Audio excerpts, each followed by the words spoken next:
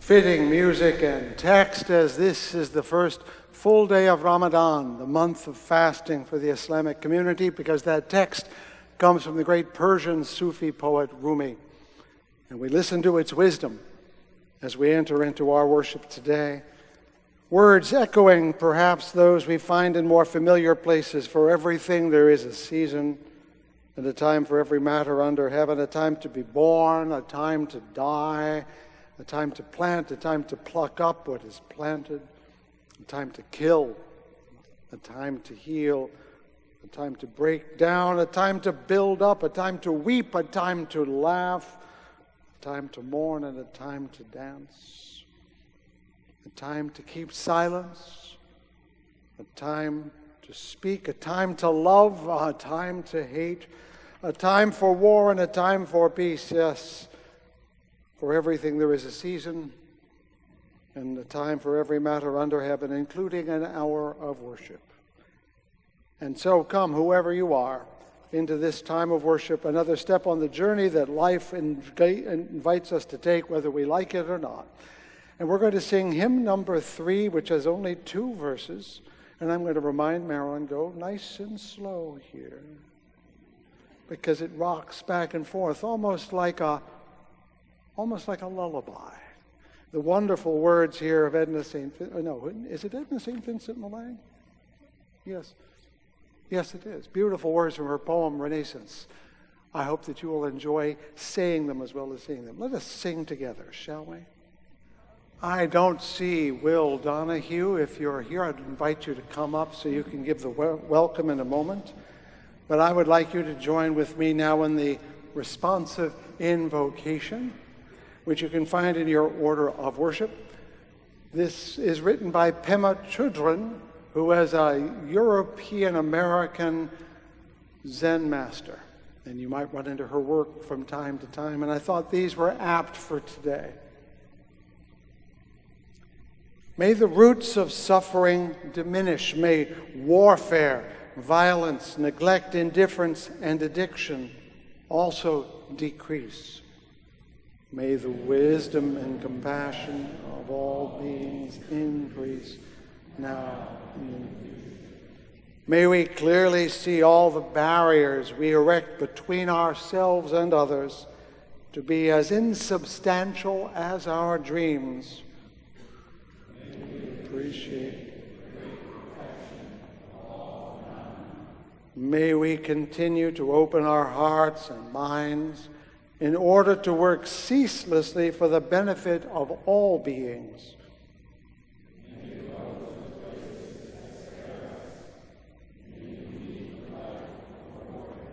A warrior. Wow, an interesting notion. Mr. Donahue, would you like to join us up here and say a word of welcome on behalf of the church? Hey guys, so I am a senior at Calvin College.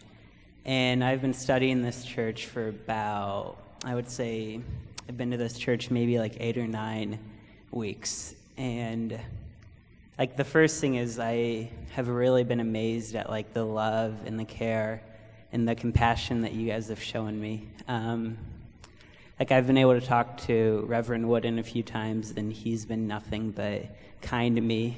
And I think one of the most challenging things for me is being a Christian here. Because from talking to you guys and from hearing some of your stories, it really like makes me sad hearing like a lot of the pain and a lot of the hurt that a lot of Christians have caused a lot of you. And I know that it's a big title for me to walk in here as a Christian, but I just wanted to really apologize and say like that is not God's heart, and also that I can relate. When I was younger, I was raised up in like a Christian household, and I would see people who claim to be Christians and who claim to be believers, but they would be living a completely different way. And at least for me, that was very, very like challenging for me to accept. And it made me really start to dislike the Christian faith a lot. But as I grew older and as I went into college, I saw people who actually believed that Christianity was real and that Jesus was real. And it changed everything about me. The story that Jesus came to reconcile us back to God was real. And yeah, I just encourage you guys as you go about this journey. For me, at least, what changed with my Christian belief was when I stopped looking towards people, but I started looking towards the story of what Jesus has done. So I just encourage you guys to really think about that, and I don't know. I just really encourage you guys to remember that Christianity is not about people, but it's about a relationship with Jesus. And I think the last thing is, I just wanted to apologize again for what Christians have done to a lot of you. You guys are all amazing people, and I've loved getting to know all of you. So thank you. Yeah.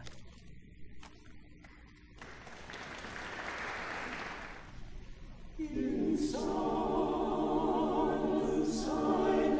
Lord, we bow our heads before Thee. Our Maker and Father most holy, unto Thee now we raise our pleading cry. Unto Thee now we raise our pleading cry. Bless those who have fallen on the field in line of duty. Let their bodies and their souls be healed. Forget not those who have died without shelter from the cruel bombing and slaughter. Children doomed to silence forever.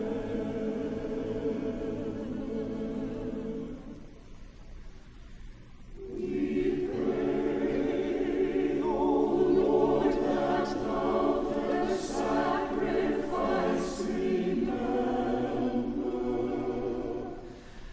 Console the bereaved, those who loved them, as their grief cries for Thy compassion, Lord, and grant to courage and faith to all people,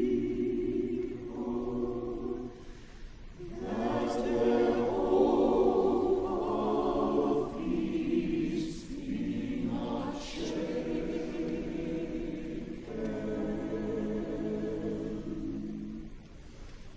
Rule, O Lord, in Thy wisdom and mercy.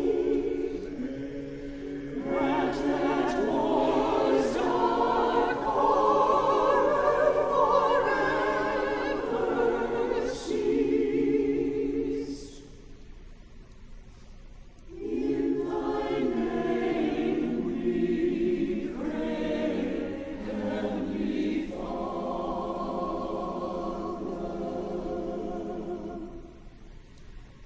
Give us true peace and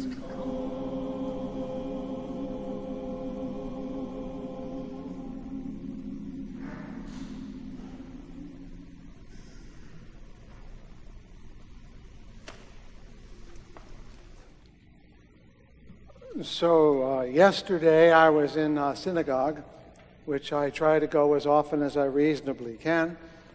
And it happened to be the beginning of the reading of what we call the book of Numbers. It is actually in Hebrew Bamidbar, meaning in the wilderness, which really more describes, because the word Numbers refers to the census at the beginning. But the story is what's going on in the 38 years that will take place in the book of Numbers as they wander. But they don't actually wander. Those who read the story will recognize that they go where God tells them, and when God moves, they go, and when God stops, they stop. They're not lost at all. They're waiting for everyone to die. I'm not kidding. There was a rebellion while Moses was up upon the mountain. Remember hearing part of that story? And when Moses comes down and has many of the rebellious ones killed, there have been subsequent problems. Well, in the end, God says, I'm not going to let you go into Canaan until everyone who was in Egypt is dead. The only exceptions are Caleb and Joshua. And I'll tell you why another time. But the point is, yesterday we started reading in the book of Numbers, and paired with every reading in the synagogue of the Torah is a reading from the prophets, often picking up on a similar theme. And I was reading that portion, and that's what got in my head for today. It comes from the prophet Hosea, in which he talks about how eventually God will restore the covenant that Israel has broken over and over again. And when God does that, it will be a covenant that goes well beyond Israel and God. And in fact, Hosea says, in that day I will make a covenant with the beasts of the field, the birds of the air, and the creeping things upon the ground. I will also banish bow, sword, and war from the land, because it's Memorial Day. That got inside me. Imagine a vision of a world without war. Thus I will let them lie down in safety, and I will espouse you forever. What a beautiful phrase, to espouse. God is saying in this story that taking people as intimates, I will espouse you with righteousness and justice and with goodness and mercy, and I will espouse you with faithfulness, and you shall be devoted to God. This really stood out to me yesterday as we talk about Memorial Day, because it is the sense of things lost that animates our poignance, of people, lives, hopes. And here we have a vision, a very ancient vision, that it might be possible somehow to be in a world in which all that is lost is regained. The torn will be mended. I think it's a powerful hope, and it's a very ancient one. The other reading is very contemporary, at least by comparison. Peter Matheson wrote a peculiar book years ago called The Snow Leopard, a mystical rumination on many things, in which I find this passage. Today, most scientists would agree with the ancient Hindus that nothing exists or is destroyed. Things merely change their shape or form.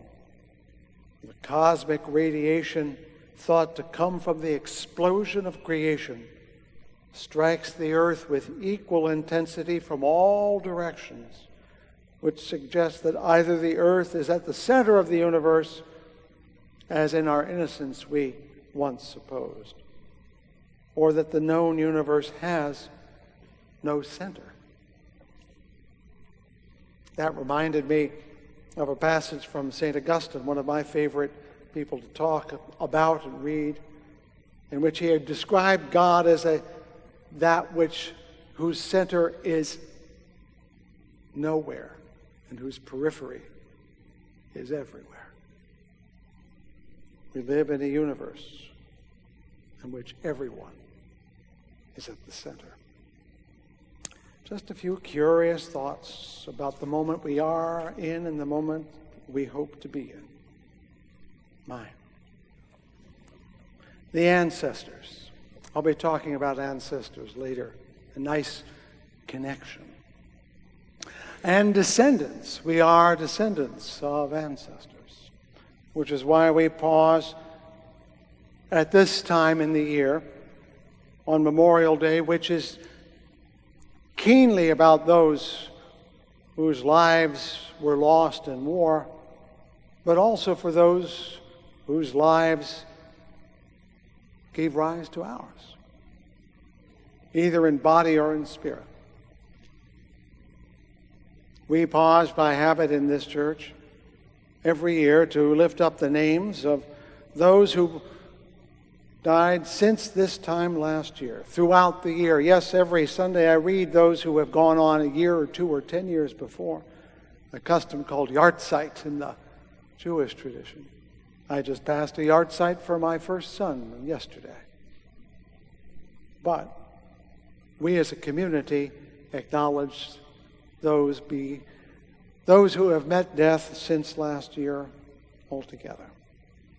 And so with every name we send up a gratitude with a breath. We breathe for them. We put life in their ancestral being.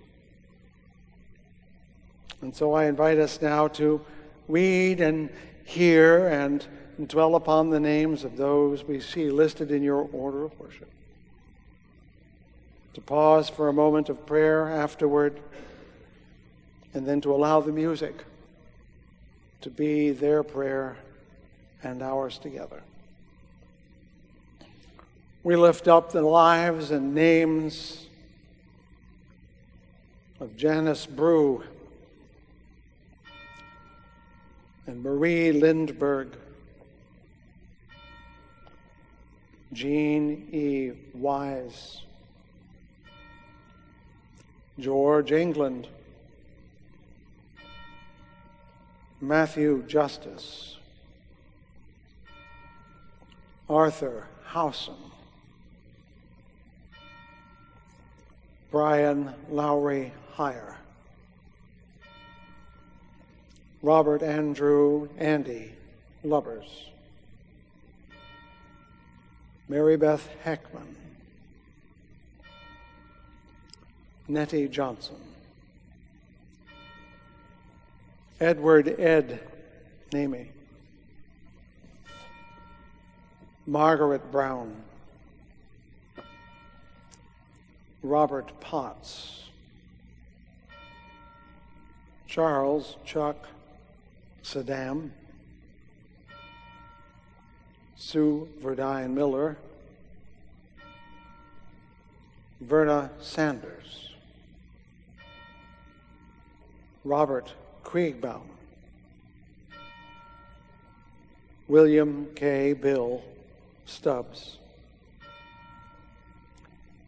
F. Allen Hutchinson, Paul Buzz Cucci,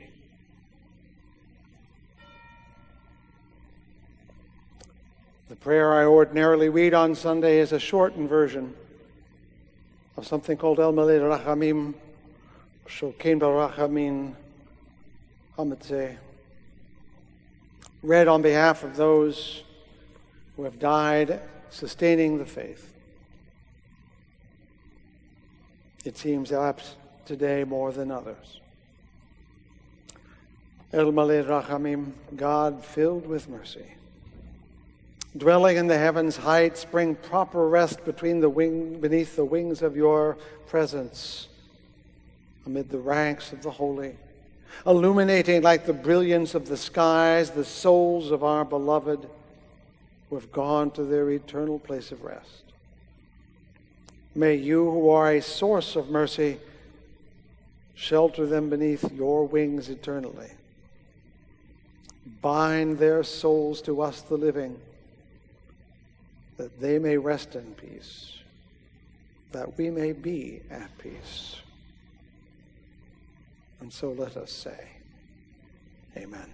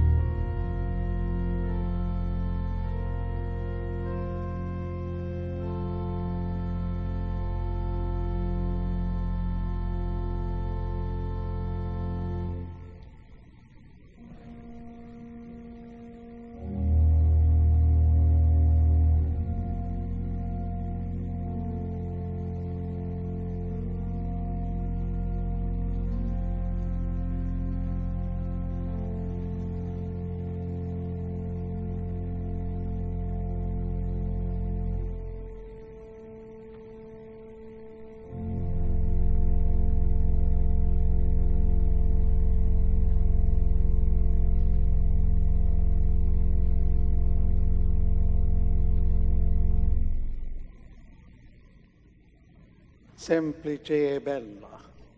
That's what Toscanini called it when he first heard it. Written when Samuel Barber was 28 years old. Because we have bizarre notions of composers and artists, it's worth noting that Samuel Barber struggled all his life with depression, along with many other artists we have come to revere, and I'm sure he would have given up a number of masterpieces to be freed from that dark angel. He was the lifetime partner of Giancarlo Menotti, a modern operatist. Yes, he was a gay guy. And before I get into my words, very briefly, both what I'm going to say and what I will say, my title next week is not exactly what you see in your order of worship. It says, Why I Am Christian but Not Christian, but the first C should be lowercase. For me, that's important. And second, I'm reminding those who may be here for the occasion that every 2 months at the end of the service, we offer our membership book for those who wish to join us in a formal and explicit sense. Please join me on the dais during the postlude if you'd like to add your name to those who are members of Fountain Street Church. You are all part of Fountain Street Church, and everyone who is in this room belongs here in their own way. But if you wish to take part, not just partake, if you wish to be enrolled among the league of those who say, yeah, I'm from Fountain Street Church, you got a problem with that? Now is your time to do that. A block from here, the city memorial to those who died in wars is being rebuilt. I don't know if you've noticed, but there's fencing all around it, and inside are bulldozers and backhoes that on a day like this lounge around like dinosaurs after a large meal. Memorial Day will not be the same, but one thing will be. The original and old memorial to those who died in World War I is undisturbed because it's part of this church.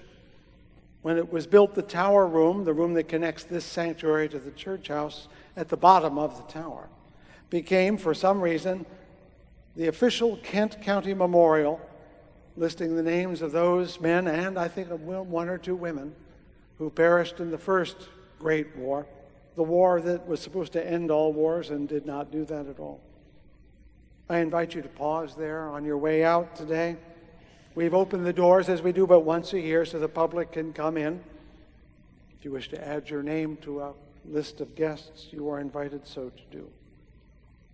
Of course, as I mentioned before we started the worship, we are a somewhat reduced congregation today. Memorial Day and Labor Day are now as much unofficial holidays to begin and end summer.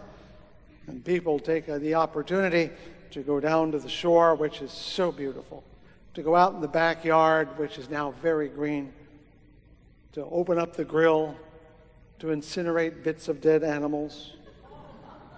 We vegetarians do not cut slack with you indifferent carnivores. And it still smells magnificent, but let's be honest, it's a burnt sacrifice. And just kick back, to take the opportunity for a languid and languorous day or two. Fewer and fewer, of course, now take part in the ceremonies that are part of the actual reason for the day. And let's admit, they are rather boring and utterly predictable. In every town, some guys who are long past 40 will cinch themselves into some old uniforms. Some will carry flags, others will shoulder some kind of arms, usually ceremonial. Others will simply watch them pass. Many hands will be lifted in salutes. A high school band might march and play the same 2 Sousa marches over and over again. There might be a VFW post or a Girl Scout troop in their uniforms. Not much in the way of grandeur or glory. It can be rather pathetic officially. I spent my first decade as a clergyman serving little towns that did exactly this. And to this day, I can see Bill Berry in his Vietnam-era Air Force uniform, barely able to close around his expanding girth, marching alongside Russell Coolidge in his World War II Army drabs, including the webbed belt. We had a town band, in which I played third trombone along with Ron LaFleur. When we stopped at cemeteries, I would hand him my axe, slip on my coat, my sport jacket, and say a prayer over some Revolutionary, Civil War, or other dead. Then some high schooler would have to recite the Gettysburg Address from memory and not quite remember it. And then the leader of the American Legion Auxiliary, Ruth Bastingthwaite, who was also the town clerk, would recite, "In Flanders field the poppies blow, between the crosses row on row." If it was not god-awful hot and humid and full of mosquitoes, it was raining. No, not much grandeur, not much glory. But God, do I miss it. And mostly I miss them. Yeah, because I knew those fellows. They were part of my church, and if they weren't part of my church, they were related to people in my church.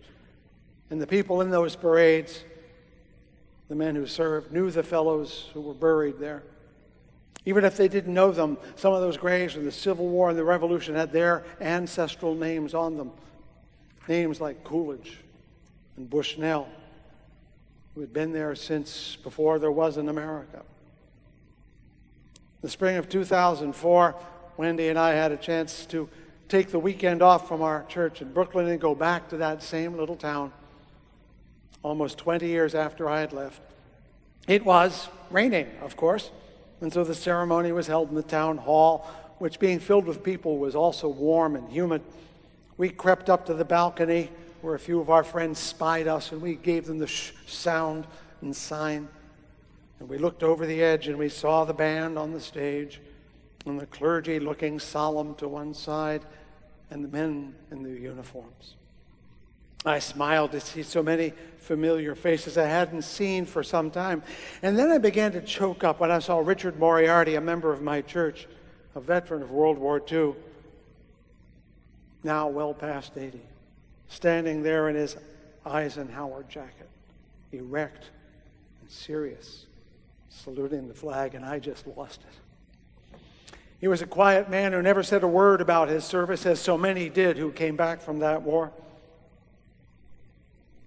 But his jacket and his posture told me these were signal moments in his life. Now he is gone, and so is his wife, and most of the others I knew are all in the ground. They are the ones they would visit now, tomorrow, when they strike up the band, the national emblem, and go down the hill to the East Street Cemetery. They are the ones they visit with their fresher graves. And children unborn when I served will try to recite this Gettysburg Address, and even Ruth Bastingthwaite, who always made In Flanders Field sound like it was written in Boston. Even she is gone. I miss them. While I was away, Pope Francis I announced the elevation of 2 Portuguese children to the realm of the saints. You may have read about it. Even non-Catholics love this part of the church with its devil's advocates and its litanies of miracles and sufferings.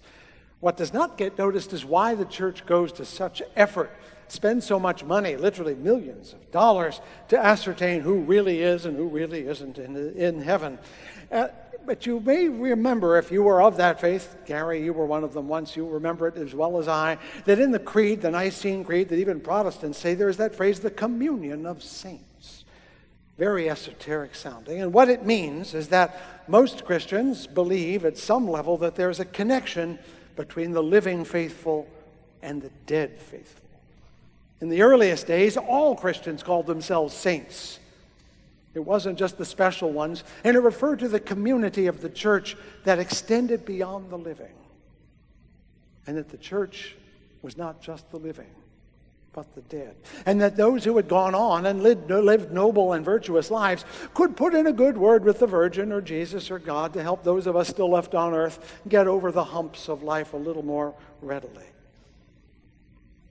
No doubt this contains a bit of the pre-Christian belief in the spirit of ancestors, and truly in every Roman and Greek home there was a little altar in which was always a fire which was committed to the lares, the spirits of the ancestors, whose help you would need from time to time and whose antipathy you would like to avoid at all times.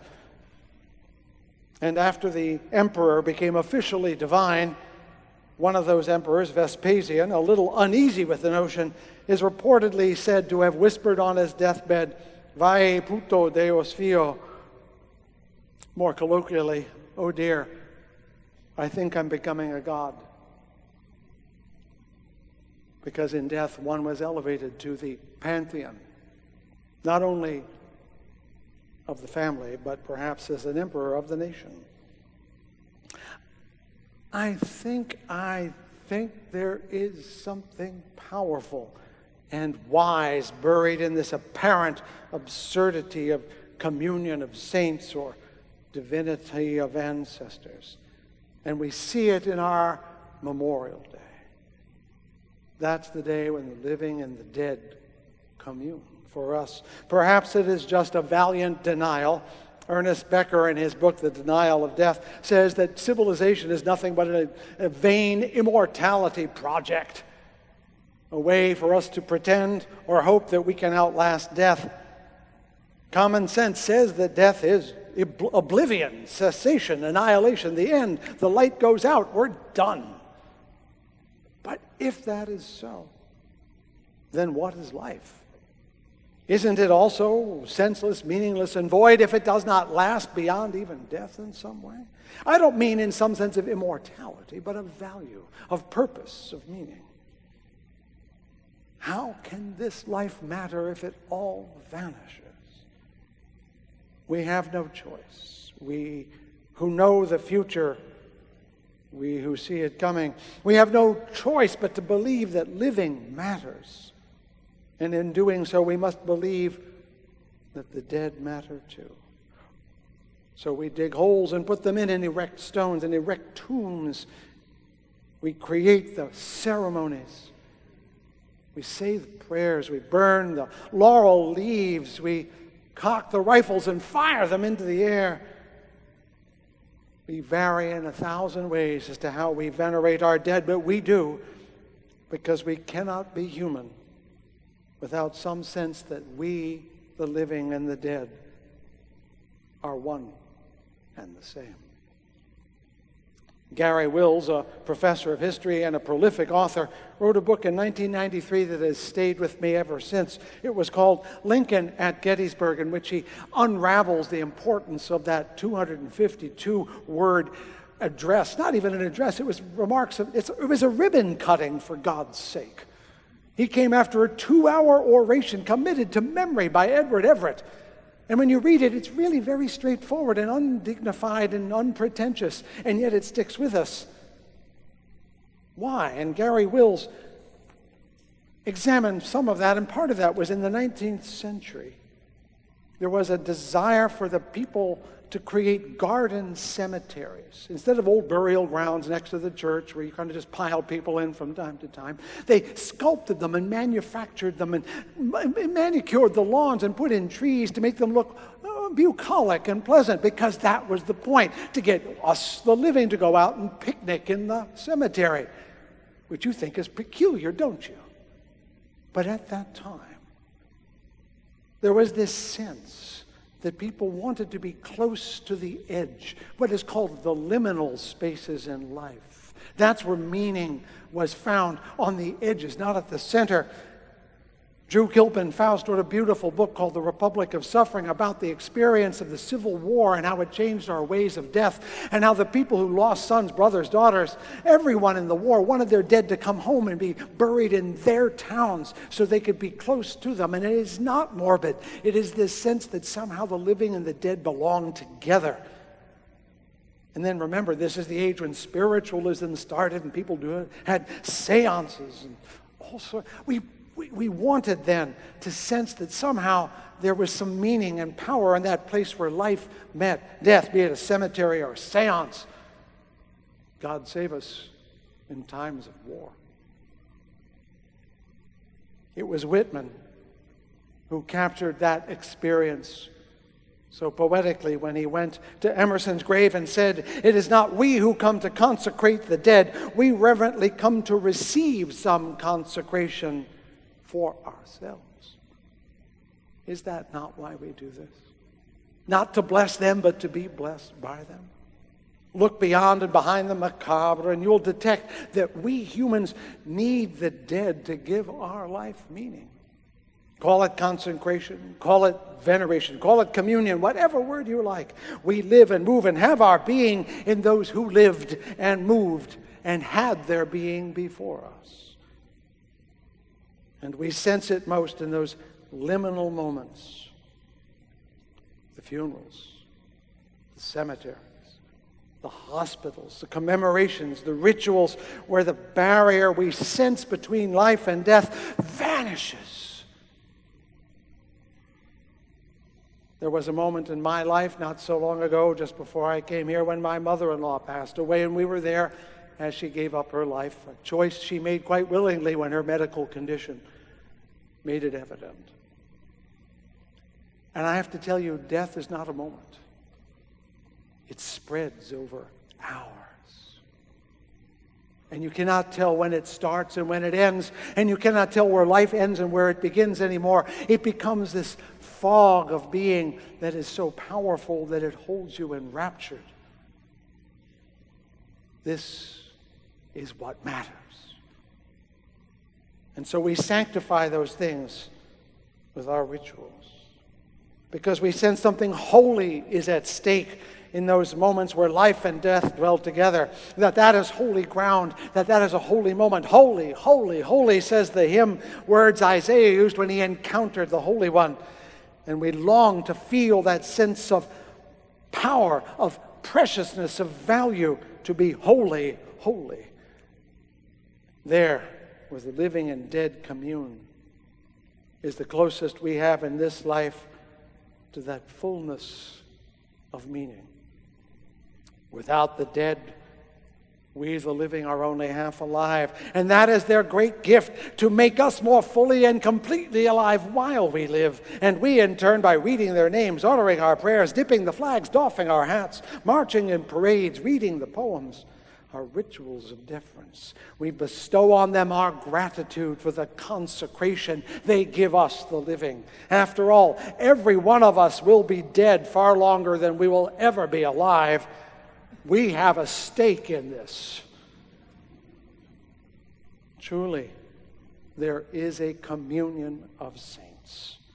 There is a veneration of ancestors, and we should not be ashamed of it, but wear it with gratitude and humility.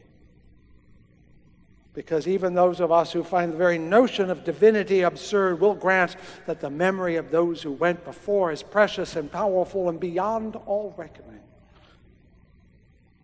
The heart has reasons which reason cannot comprehend, said Pascal. He's dead too, by the way. But his words still fill my mouth, come out into your ears, and that is how the dead animate us. They give us their hearts, their words, their stories. They come into us and come out again, and we are for a moment beyond life and death itself. There is an eternal heart. There is something larger than life and death, something that contains them both, and humility should prevent all of us from calling it God or any other name, but it exists. On this day, we sense the whole and holy reality of it. And in the midst of the sorrows of those we lost, in the midst of the pain of the suffering they may have borne on our behalf, in the midst of all of the struggle that life has bestowed upon us and them, we give thanks that the living and the dead dwell together in one great being.